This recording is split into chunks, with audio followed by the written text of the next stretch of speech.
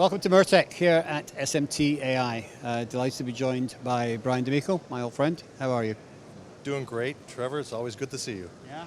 Okay, so obviously you've had a busy time bringing in a lot of new machines over recent years, optimizing them with your agreement with Cogiscan and Connect and all that type of thing.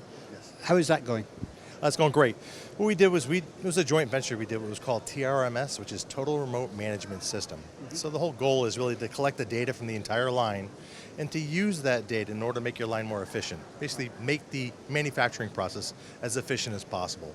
So that all starts with data, right? You really don't know what's happening until you get all the data, collect that, and find out where the holes are, right? Where are the issues in your production line?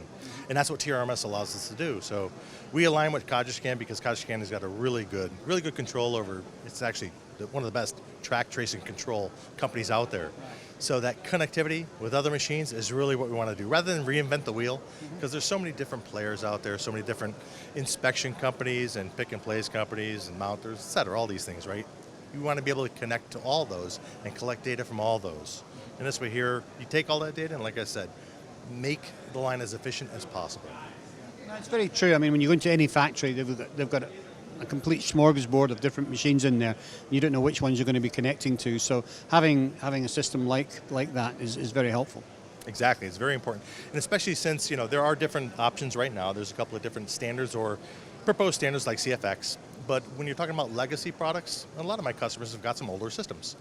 Those legacy products, it's going to be a little difficult to get them to work with CFX. You have to, it all comes down to what's called middleware. Right. And that's really what Cogiscan brings to us, is that middleware option. It's very important. Yeah, yeah. So I mean, so presumably all your machines from here forward are CFX compliant?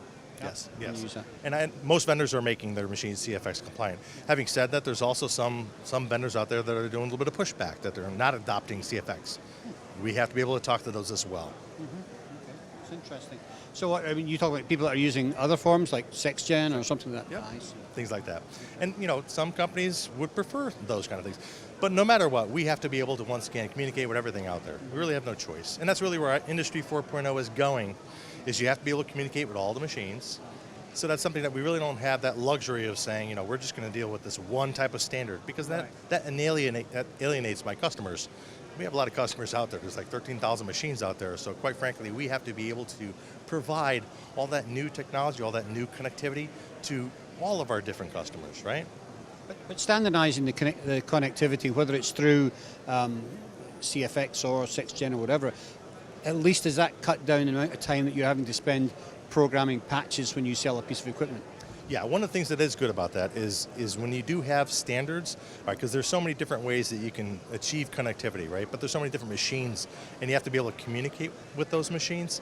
If there are more machines that are adopting standards, that makes every vendor's life easier, and it makes the manufacturers, the contract manufacturers, OEMs, who are building these boards, it makes their lives easier as well.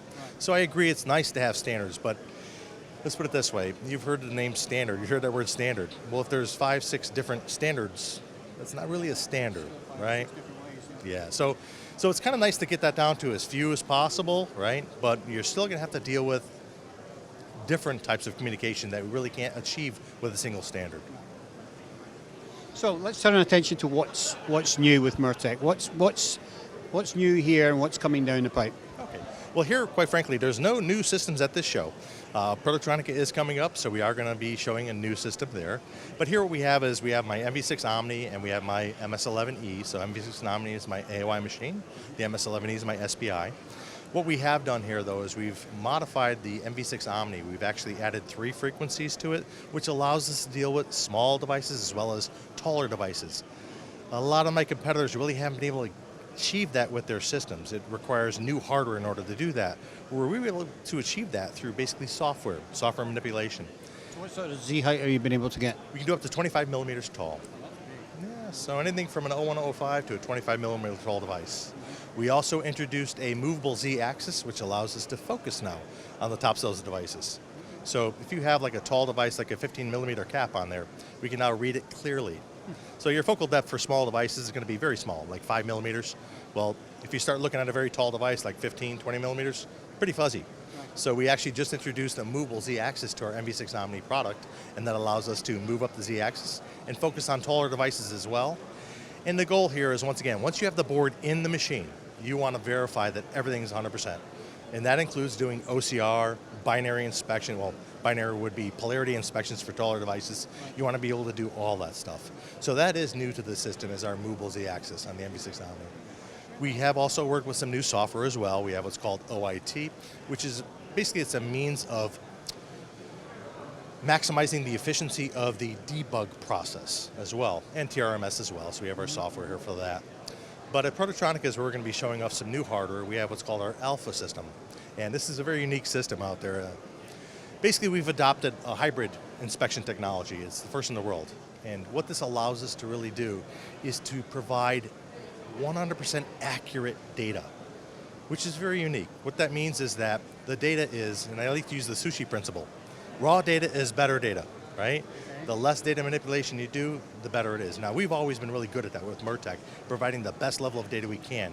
But in order to deal with some of the new complex boards that we have, right, in order to deal with a lot of the wafer level systems that we're seeing, we see AOI now, we have SMT, wafer level, through-hole devices. In order to deal with that full gambit, we really needed a new technology, and that's where our Alpha machine comes into play.